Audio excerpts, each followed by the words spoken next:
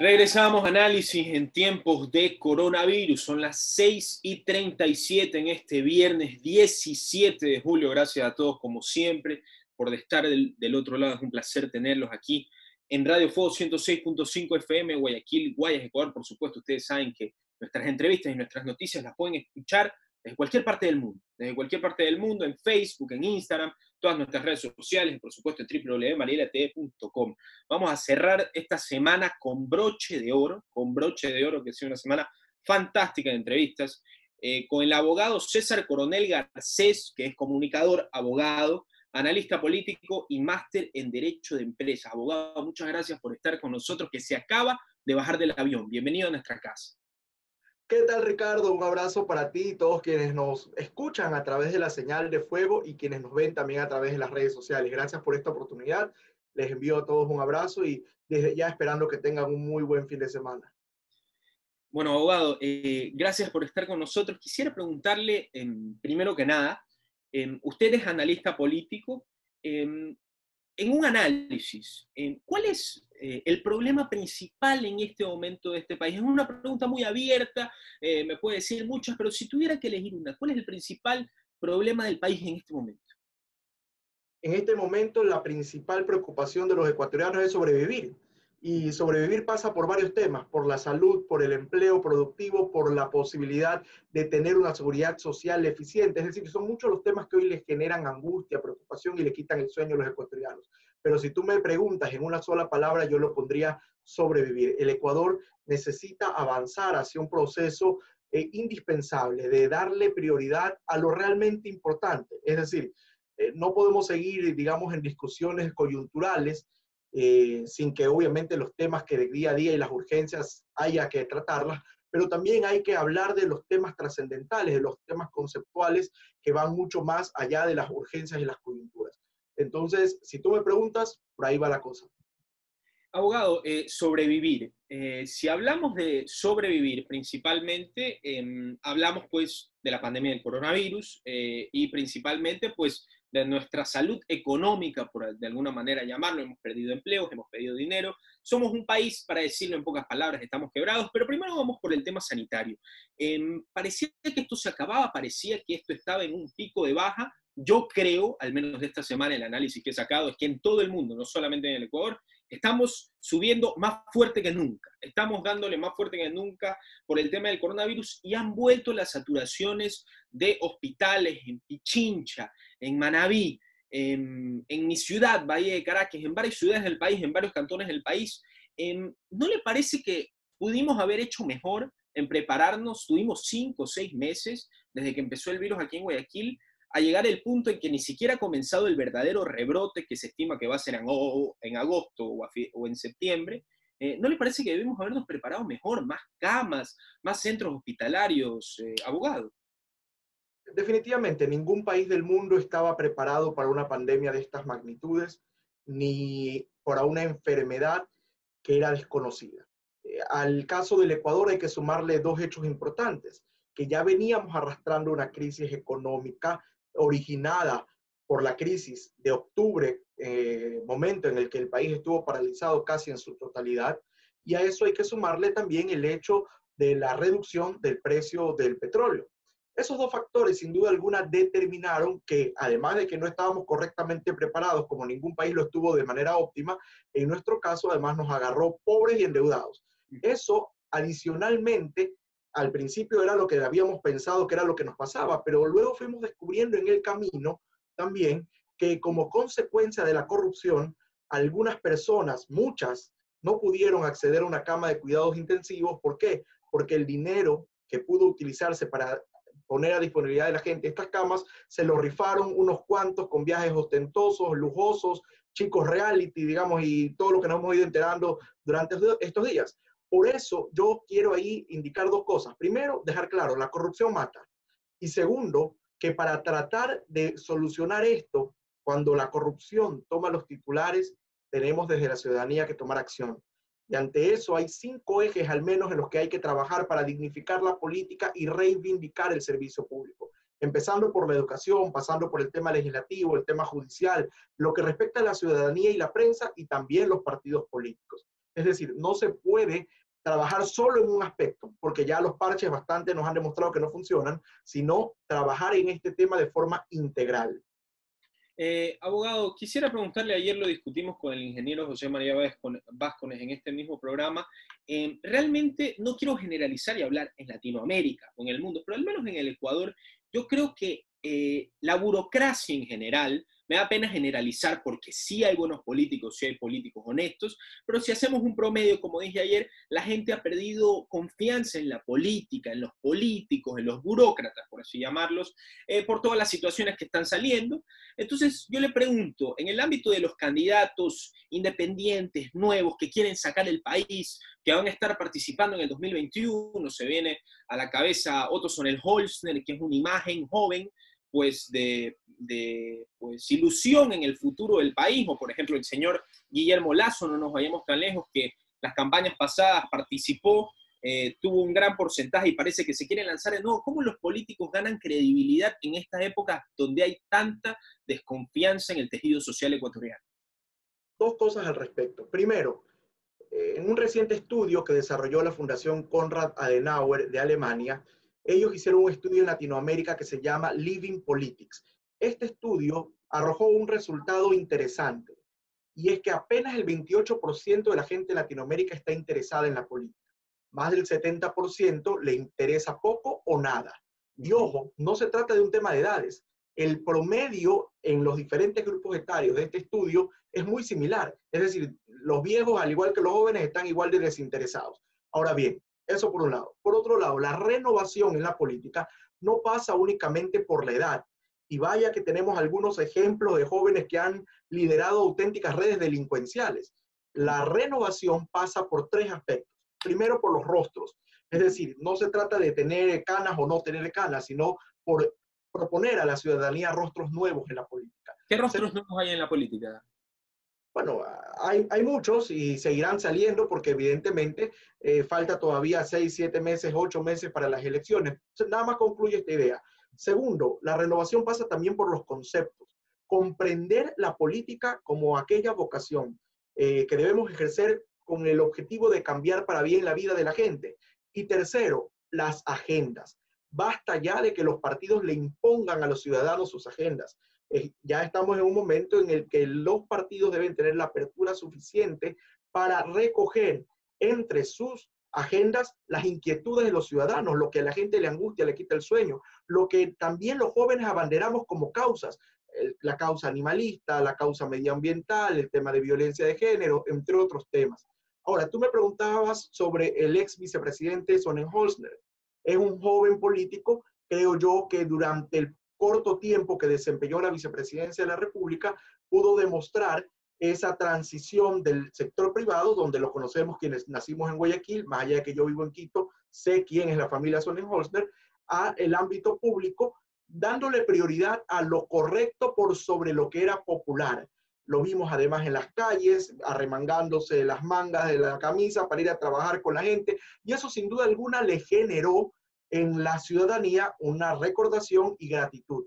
Ahora, ¿por qué salió del gobierno? No lo sé. Sin embargo, al momento de anunciar su renuncia, él dejó abierta la puerta a un camino electoral. Y en lo que respecta a las encuestas, ese solo anuncio ya marcó un movimiento importante en el tablero, como ya lo había hecho hace una semana Jaime Nebot cuando anunció que no sería candidato. Eso movió el tablero y movió las fichas. Bueno, cuando Sonnenholzner sale de la vicepresidencia y deja esta puerta abierta, se vuelve a mover el tablero electoral, en el que, como tú ves, hay gente que ya se empieza a trepar, por ahí se habla de 24 precandidaturas, cada vez que abro Twitter veo un precandidato más, digamos. Entonces, de aquí hasta febrero todo puede pasar. Así es.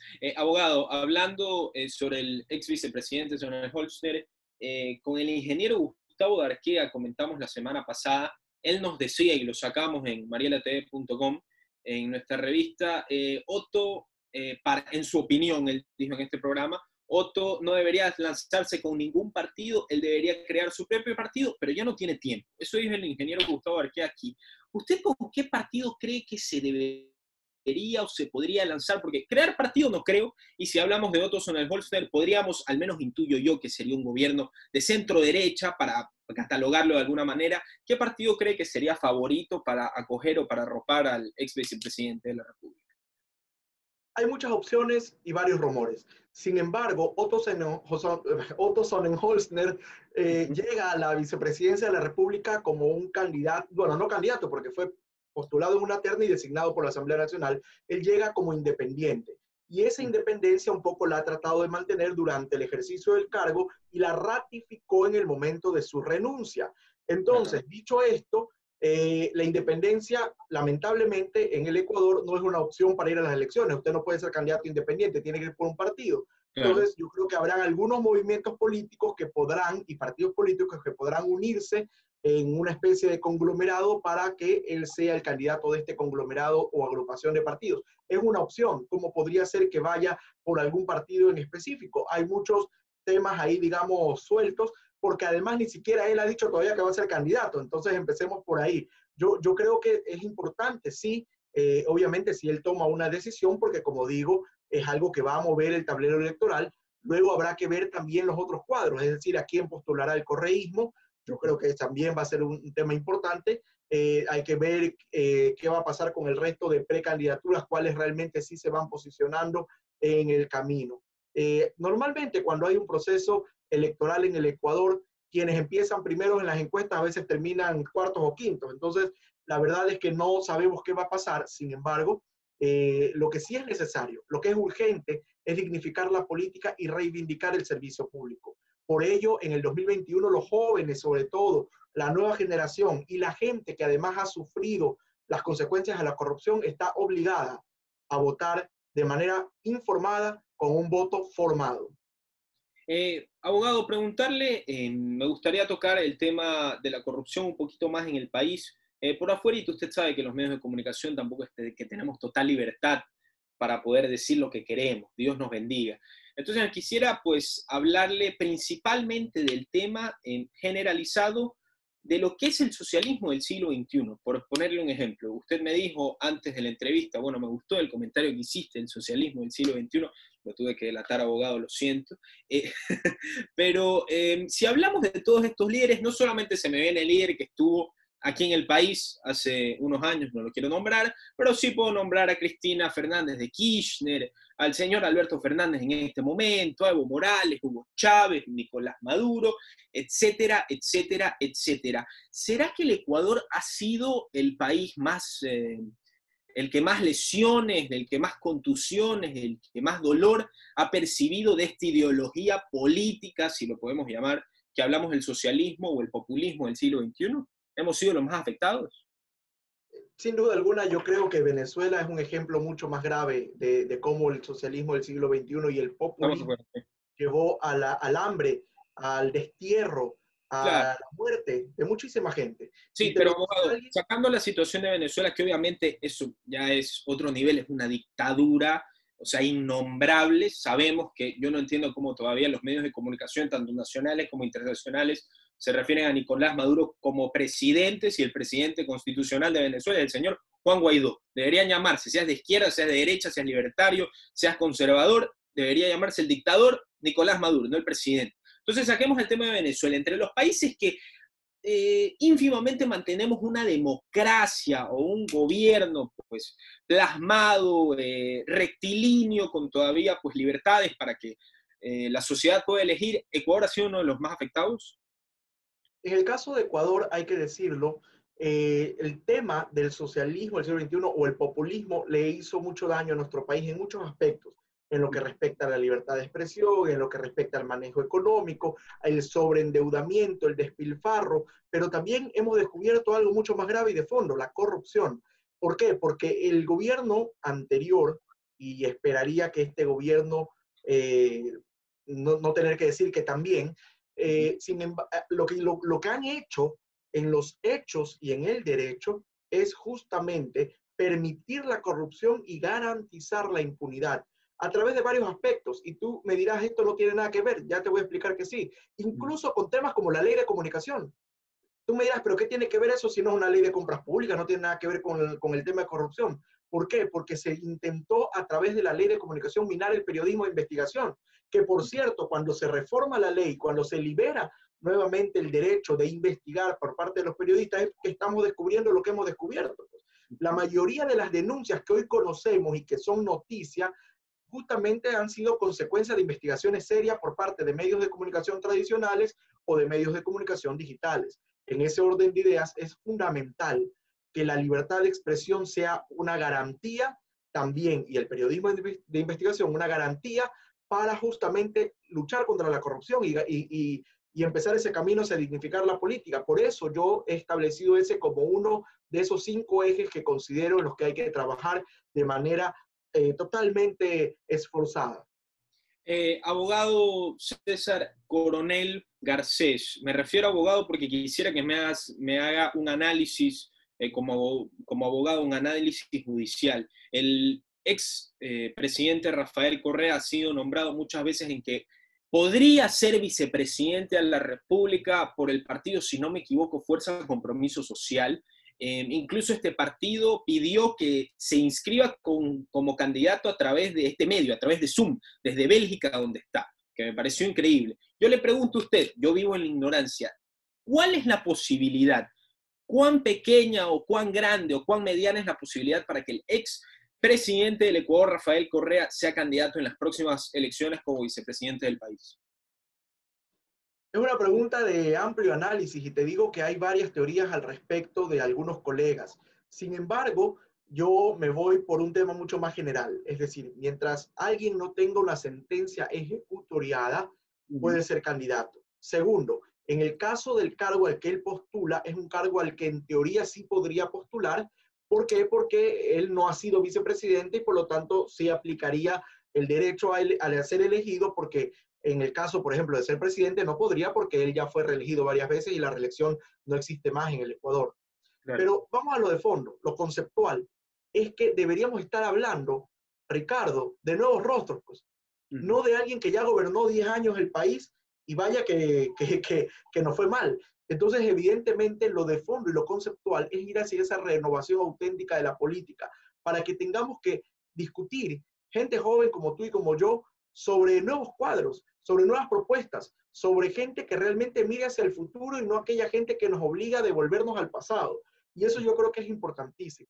Por ello también es, así como tú me has hablado del tema del señor Correa, yo creo que es importante también que la Asamblea Nacional trabaje de manera urgente en expedir y aprobar la ley de extinción de dominio, porque no basta con que los corruptos se vayan a la cárcel, también hay que buscar que devuelvan lo que se llevaron. Necesitamos una justicia independiente, pero también eficiente. Vaya que nuestro pueblo es sabio y la gente dice justicia que tarda no es justicia. Y es cierto, y pareciera que algunos jueces, porque hay excepciones, están esperando que el corrupto se trepe el avión para irse a Miami, cuando ya aterrizan, recién ahí le dictan prisión preventiva. Eso no puede seguir pasando. Y así podemos hablar largo de los otros temas, como por ejemplo el tema de la educación. Dejar de normalizar la corrupción. Te cuento, Ricardo, que yo he visto casos de gente que ve al vecino que de la noche a la mañana cambia de carro, cambia de casa, cambia de estilo de vida, y decimos, oye, qué bien que le va al vecino. No, señor, eso debería por lo menos levantar sospecha y condena. Y no le podemos enseñar a nuestros hijos que el dinero fácil es sinónimo de éxito. Todo lo contrario, nuestros hijos deben aprender el valor del esfuerzo, la importancia de poderse ganar cada centavo con honestidad. Y eso también, no solo en los hogares, también en las aulas, que se vuelva a hablar de la cívica, de la moral, de la ética, y que los profesores también prediquen con el ejemplo. Así es, abogado. Me da muchísima rabia que tengamos tiempo justo porque me gustaría hacerle unas 2 o 3 preguntas sobre lo que acaba de decir, que es interesantísimo, pero tenemos un tiempo corto y por eso le digo que vamos a hacer 2 últimas preguntitas. Hablando, usted dijo, necesitamos caras nuevas. Refiriéndose al tema del expresidente Correa, le pregunto, ¿qué encuestas tiene a la mano usted o qué encuestas oficiales conoce? Porque yo le pregunto a usted, ¿cuánta aprobación tendría hoy el presidente Correa? ¿Cuánto condicionaría eso en las elecciones? ¿Y cuál sería en el hecho de que el candidato del correísmo, que esté emparejado en binomio con el expresidente Correa, cuál podría ser la figura política más prominente del país o más preponderante que podría hacerle combate al señor Correa y al partido Fuerza Compromiso Social? Bueno, ahí me pones en varios compromisos, ¿no? Y sin duda alguna, hablar de encuestas para mí es complicado porque hay muchas y uno no sabe nunca cuál realmente es cierta y en cuál confiar. Por ahí que uno va sacando promedios y por ahí que uno va teniendo respuestas. Sin Claro, embargo, es cierto que el correísmo es un movimiento político que tiene fuerza todavía, que tiene existencia, que está vivo, que es orgánico. No obviamente la fuerza que tuvo Correa en el 2006 ni en el 2000, 2015, 2011, que tuvo las consultas populares, etcétera. No, ya no es esa fuerza, pero todavía es una fuerza interesante, que en algunas provincias, y te lo digo con nombre y apellido, me pasó en las últimas elecciones seccionales, yo visité Manabí y le preguntaba a la gente, oye, ¿usted por quién va a votar? Y me decían, voy a votar por el candidato de Correa. Yo le digo, ¿y cómo se llama el candidato de Correa? No sé, pero es el candidato de Correa, yo voto por ese, pues digamos. Entonces, y te digo que seguramente eso pasa en otros lugares. Ahora, ¿quién será la ficha del correísmo? No lo sé, pero eso va a ser algo que será interesante de conocer. Y luego, ¿quién podría vencer al correísmo? Es una pregunta amplia. Y como yo te digo, de aquí a 6 horas no me atrevo a predecir lo que va a pero pasar, lánceme, menos de aquí a lánceme, 8 meses. no hagamos el análisis, pero lánceme dos o tres nombres que podría decir, bueno, este es el Final Four, estos son los cuatro finalistas, el candidato del correísmo, ¿y cuáles tres serían? No me diga quién le va a ganar o quién es el más posibilitado, dígame tres nombres que usted diría, bueno, estos tres nombres van a mover las elecciones. Sin duda alguna, si es que Otto Sonnenholzner es candidato, creo que Otto Sonnenholzner podría estar en ese top 3 que tú mencionas de posibles candidatos que tengan alguna, digamos, alguna aceptación o un porcentaje interesante a nivel de las encuestas. Sin duda alguna, también el varias veces candidato Guillermo Lasso, creo que aunque lo veo estancado en las encuestas, aunque veo que no sube y no se mueve de ahí, igual tiene un grupo de votación interesante que, ojo, cuando Sonnenholzner sea candidato, yo no sé cuántos le queden también, ¿no? Cuando sea Todos candidato, los, nos está confirmando que lo va a hacer. no, no, no, no, si es que llegare él a Porque anunciar una entendí cuando candidatura. sea, ya, ya. Entonces, digamos, son dos nombres que se me ocurren para integrar ese top 3. Pero lo de fondo y lo importante es que vayamos a votar a conciencia, que los candidatos que vayamos a elegir tengan al menos 4 características. Primero, preparación académica. El otro día escuchaba a alguien que decía, cuando yo llegue a la asamblea, Manabí tendrá las carreteras que necesita. Le digo, bueno, señor, usted parece que no sabe que los asambleístas no hacen carreteras. Segundo, credenciales éticas y morales, es decir, probidad notoria, y más aún en estas circunstancias. Tercero, qué importante es también que ellos tengan conocimiento de la realidad, de los problemas de la gente. Y cuarto, y no menos importante, propuestas y planes claros, serios, para que lleven a las curules de la Asamblea Nacional, en el caso de los legisladores, o a Carondelet, en el caso del presidente y vicepresidente de la República, soluciones reales para las angustias de los ciudadanos. Yo creo que eso es lo que debemos comprender. Al menos los partidos políticos deberían cuidar esos 4 requisitos. Abogado, se nos acaba el tiempo. En 30 segunditos, coménteme, usted dijo que debemos llevar a la Asamblea lo que necesita la ciudadanía realmente. Usted me habló de la ley de extinción de dominio y también le voy a comentar de la consulta popular que ofrece el abogado Jaime Nebot. No me diga, no la comentemos punto por punto porque se nos ha acabado el tiempo, pero dígame qué tan importante cree usted que es para el futuro del país que se apruebe o se niegue o se vaya a una votación de esta consulta popular que ofrece el abogado Nebo. Esa consulta popular es indispensable porque por fin se logrará ciudadanizar la política, que los ciudadanos tengan el poder de una vez por todas y que ningún presidente o asamblea que venga pueda cambiar la voluntad de la gente expresada en las urnas. Pero además es importante porque los temas que se están tratando van más allá de las coyunturas y las urgencias, son temas de fondo, temas que realmente le preocupan y le angustian a la gente, como la seguridad social, el tema de las rentas a los municipios, el tema de la reactivación al agro, delitos atroces que deben ser sancionados con severidad, entre otros. Una consulta popular que nace de una vertiente ciudadana de muchos grupos y que ha sido anunciada también, entre otros líderes, por el abogado Nebot. Te agradezco, Ricardo, porque sé que se ha acabado el tiempo, la oportunidad, invitar a quienes nos están viendo y escuchando a que mantengamos esta conversación, que hablemos de dignificar la política y reivindicar el servicio público. ¿Cómo se logrará? Yo he hablado de 5 ejes, pero también un paso muy importante es empezar a hablar de eso. Y los invito también a que podamos mantener el diálogo a través de las redes sociales, @César Coronel S en todas las redes. Está perfecto, abogado. Esperemos repetir esta entrevista en No, unas si semanas. tú me invitas, estoy el lunes, el miércoles, el viernes, cuando tú quieras, y si es con Mariela, también encantado. Abogado, Ahí hacemos, no, a ver, hacemos pero una elija de política y también no, hablamos pero de elija qué otros pasa, temas. entre qué pasa con Mariela y análisis, ¿cuál elige usted? Los dos, yo soy fan de los dos, Sí. por si acaso, de los dos programas. Está Y bien, mira que yo abogado. vivo en Quito, los escucho por las redes sociales. Perfecto, abogado. Abogado, muchísimas gracias por estar del otro lado. Gracias a ti, Ricardo. Un Repetir abrazo. esta entrevista en las próximas semanas. Le mando un gran abrazo.